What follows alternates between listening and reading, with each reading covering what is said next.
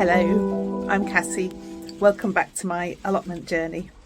Although I'm beginning to fast think that this is more like my greenhouse journey than anything else these days.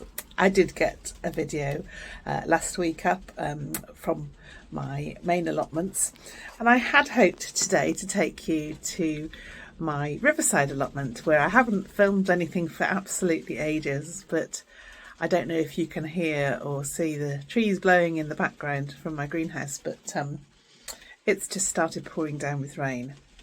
Now, hopefully it might clear up a bit before the end of the day. It's supposed to be a bit dry this afternoon, so if I can, I will put some footage in from that plot. So, what I thought I would do, given the weather, is just give you a bit of a tour, if you like, of what's going on in my greenhouse, which is an awful lot, including quite a bit of mess, and I need to give it a good tidy up. But it's just so full of stuff, and well, mainly plants at the moment, which is a good thing, and lots of them waiting to go out. Some of them will have longer to wait than others. Obviously, there's quite a few that are going to have to wait until last frost date in mid to end of May. But others which could go out now if it just would only stop raining and get a bit warmer. That would be nice, wouldn't it?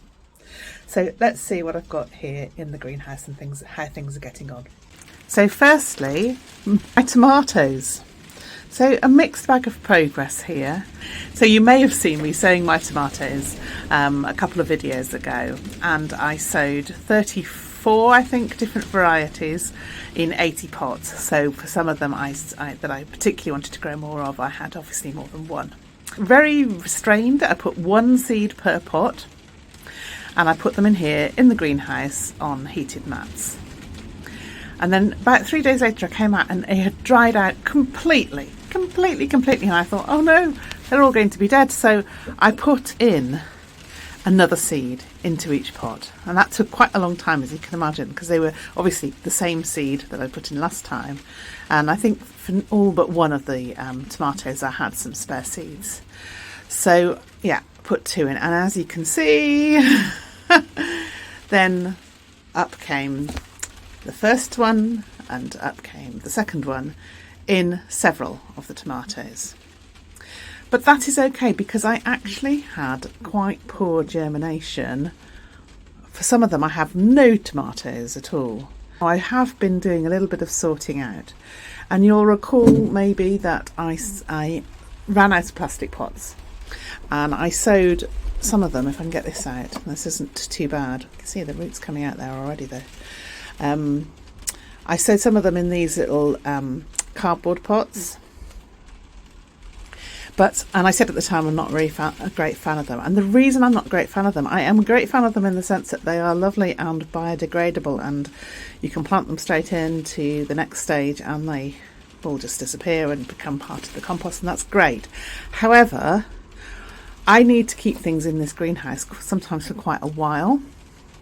And if they are well watered, they have a tendency to collapse. And if they are in a tray like this, then they are really hard to get out. They stick, they break, everything goes everywhere. So if you are going to use those cardboard pots, and I'm sure it is much nicer to do so in many ways, please, I would advise you not to put them in these, because they'll collapse. On the other hand, if you put them in the tray, they'll collapse in that too, and then it'll just be a horrible mess. But I don't know which is workable. So you see here, I'm just in the process of clearing up. This is where I took out something's left growing there. What's that seedling there? It doesn't look like a tomato, does it? Was I reseeding it? Oh no, I know what that is. That's some either celery or celeriac that I was thinning out. I actually did some thinning out, would you believe? This, this is how it goes. Just horrible mess. And really not good for wanting to keep in those pots for longer than a few days. So that was my problem with those. So I found some more pots, and I've managed to put the cardboard ones in most cases into these. These might be okay now, but I'm not going to risk just, I could just unpeel the cardboard, but I think they'll be okay as they are there and much easier to manage. Probably a bit of watering needed there. These are getting quite dry again. So I've got reasonably good germination. Now my outdoor tomatoes are doing better, in my view, than my indoor ones. Well, actually, it's not just my view, is it? This looks fairly obvious. Now, some of these are micro ones, so you'd expect them to be smaller. But I also think there's something to do with the variable heat in this greenhouse. And obviously the outdoor ones, the ones that are going to do well outside, maybe are just a bit better at dealing with that variable heat. So, that's the tomatoes. I should still have, I think, at least 80. I've lost... Which ones have I lost? So, these are all the ones that I've lost. Sweet seed. I think I've lost quite a few of the Romanian ones, which makes me think that they weren't particularly good seeds, those particular ones, in the first place, because I remember having poor germination last year and thinking, I don't know why I thought this, but I thought because I'd sown them quite late and so on, but actually quite a few of them haven't. So, yeah, a big league, a Gemma cherry, that's just another one, a pink cherry, that's a Rosella, yeah, so that's the Rosella one from that Romanian one, and I know that the other Rosella one didn't do either. Neither of my brown cherry micro tomatoes have done. The Burmese sour hasn't. One of the yellow lemon trees, and yeah, so these indoor ones, quite a few, and the micros, but I haven't actually gone through all of the outdoor ones, but from where I'm standing here, it looks like most of those have germinated. So that's the tomatoes. Now what have we got here? Looks like a bit of a jungle.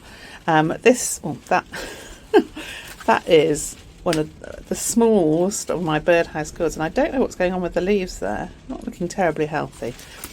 But the rest of these here are exciting, interesting herbs that I have bought from somewhere called Herbal Heaven.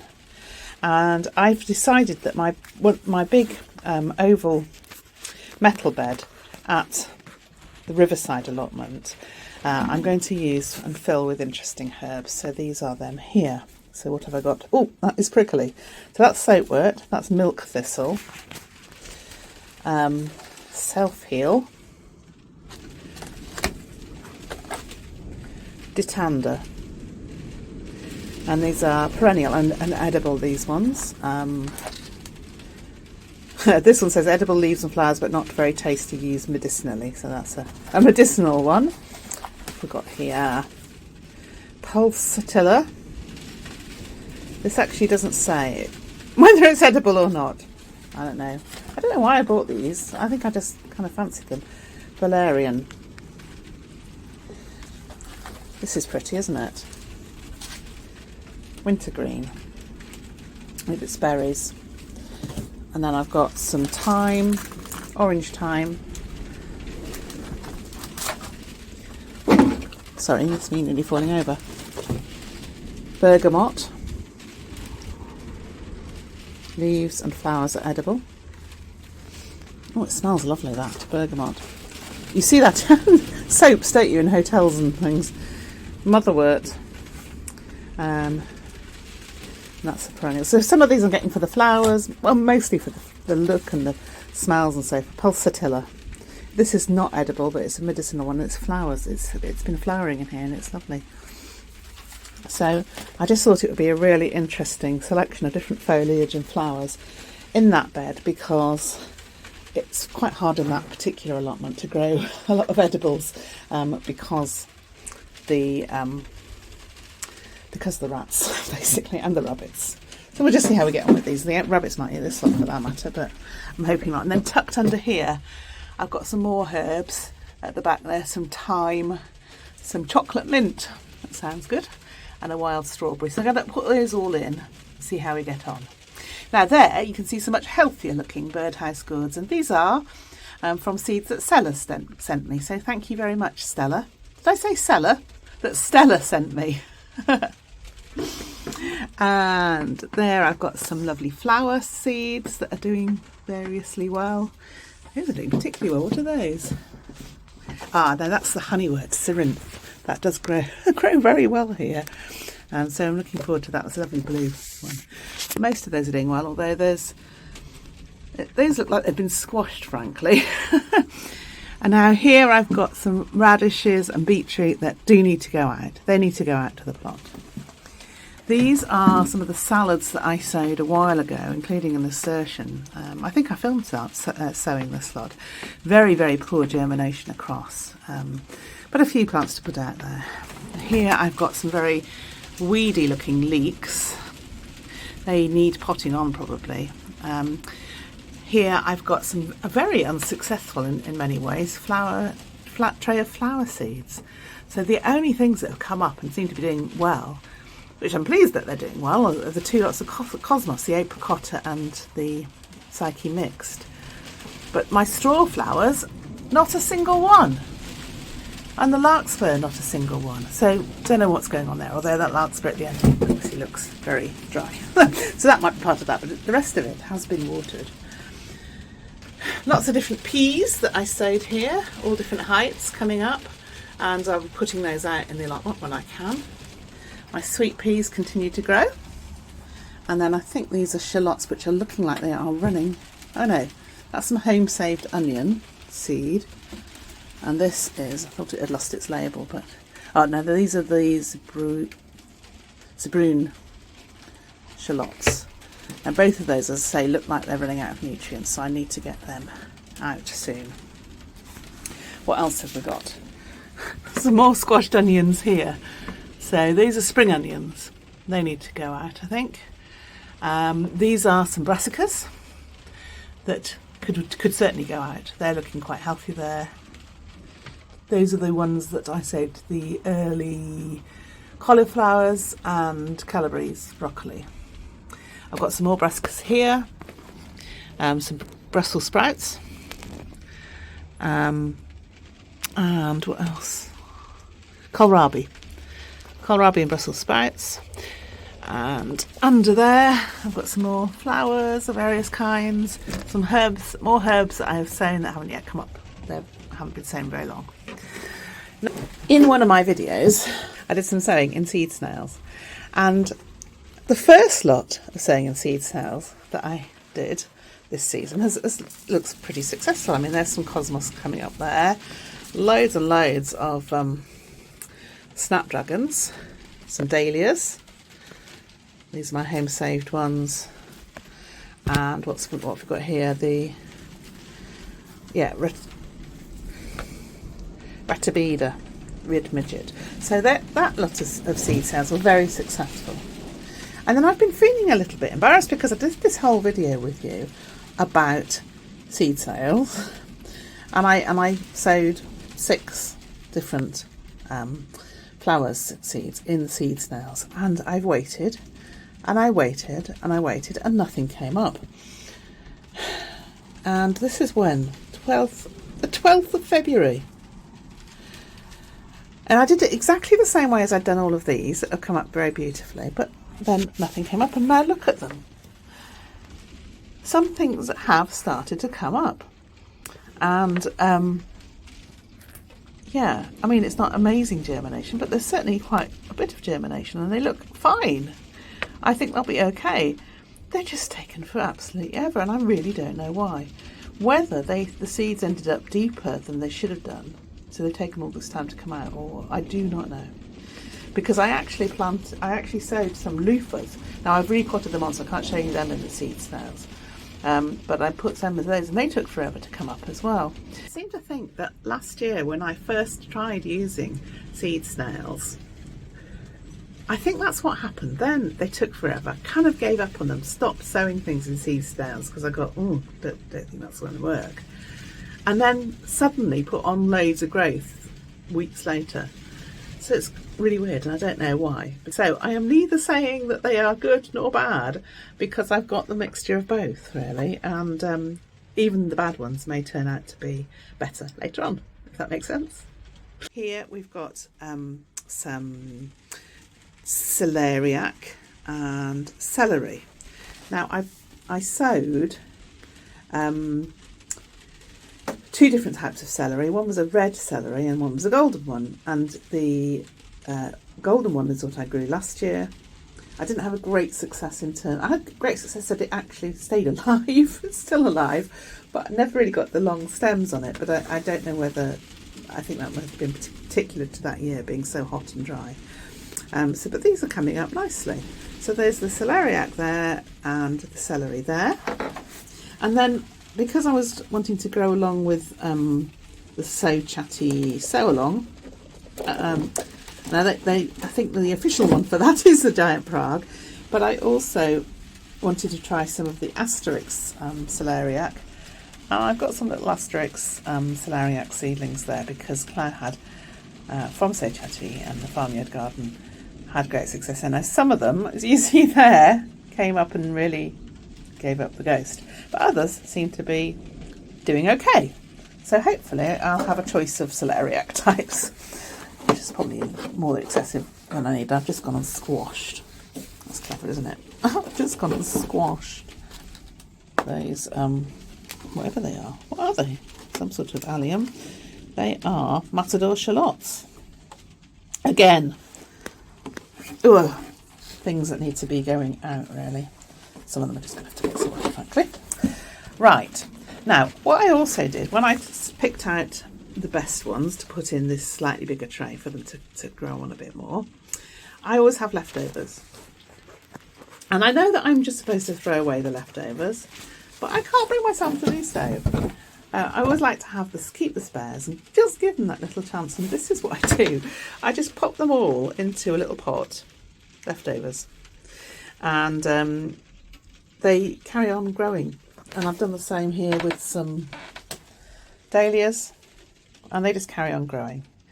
And if, at some point in the year, I can always just pop them out in between things and they have another chance at living. And if the other ones don't work out, then I've got spares as well. So that's what I do with my spares. Okay, what else have we got here? Far too many onions, you'll see. I did what here? 8 different sorts of onions here. 8 different sorts. I think I can say I've actually had germination of some sort of each of them, so that's nice. Some of them are doing really well. So this is something called Kamazuno. Now if it's Bianca, I'm assuming that's a white one, which is great. They're looking like they've done really well.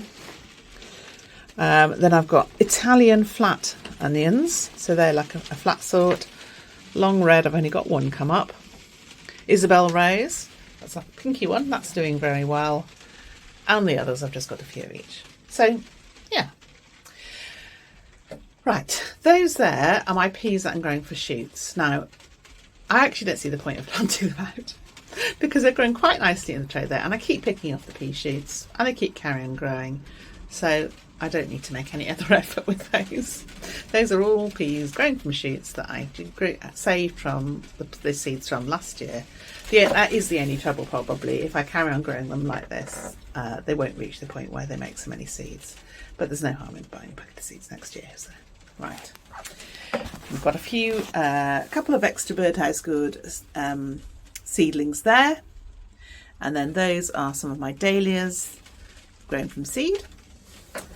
What else have we got? Get off your bum, Cassie.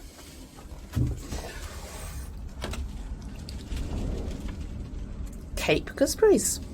So those are as part of the So Chatty Grow Along. I have never grown Cape gooseberries, nor would I have thought to grow some, but I'm growing some, so they should be interesting. That's a couple of achiums.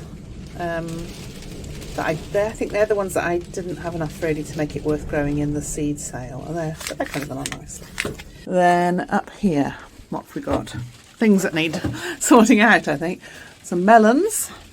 I grew 4 different sorts of melon seeds and Of course, they've all come up, haven't they? So what's space for that?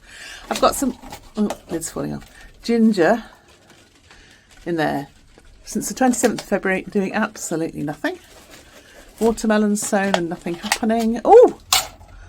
Ooh, have something happening with my watermelon seed. I don't expect watermelon seed to look quite so small as that. But anyway, let's hope it is indeed a watermelon seed. Right, juggling things here. What else have we got?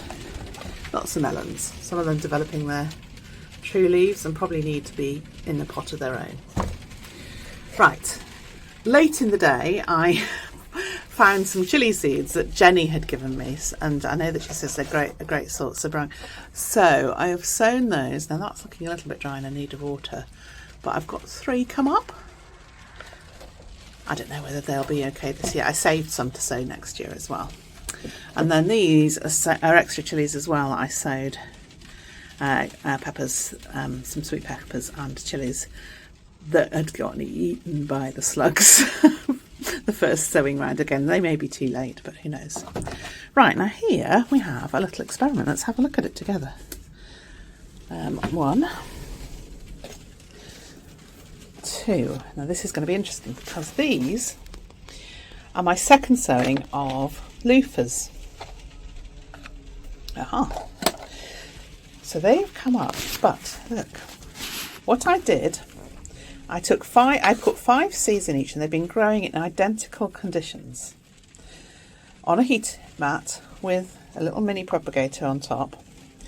And these ones I nicked, in other words I cut a bit of the seed off, and these ones I didn't. Well, I know that that's not a conclusive result for science, but for me that tells me that it is a good idea to nick the seeds. Who would have known? The things you learn on the internet. So really pleased with that.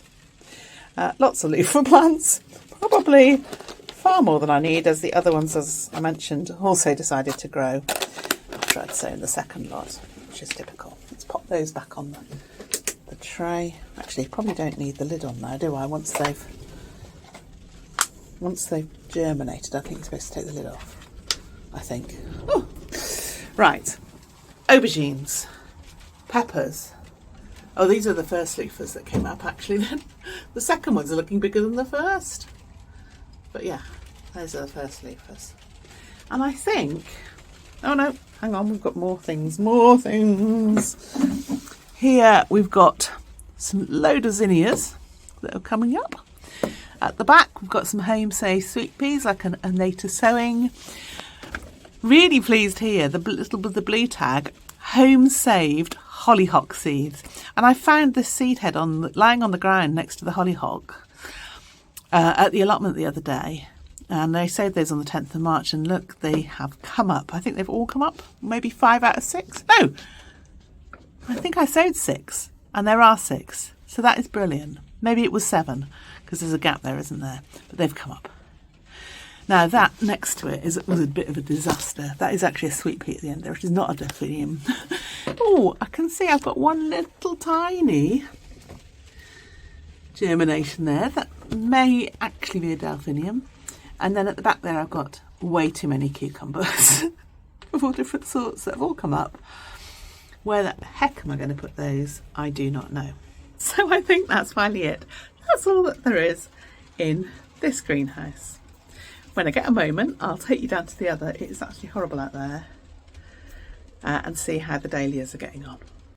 But first, I want to give a big thank you to all of my friends that I've made on YouTube for being such a great community and so friendly and supportive.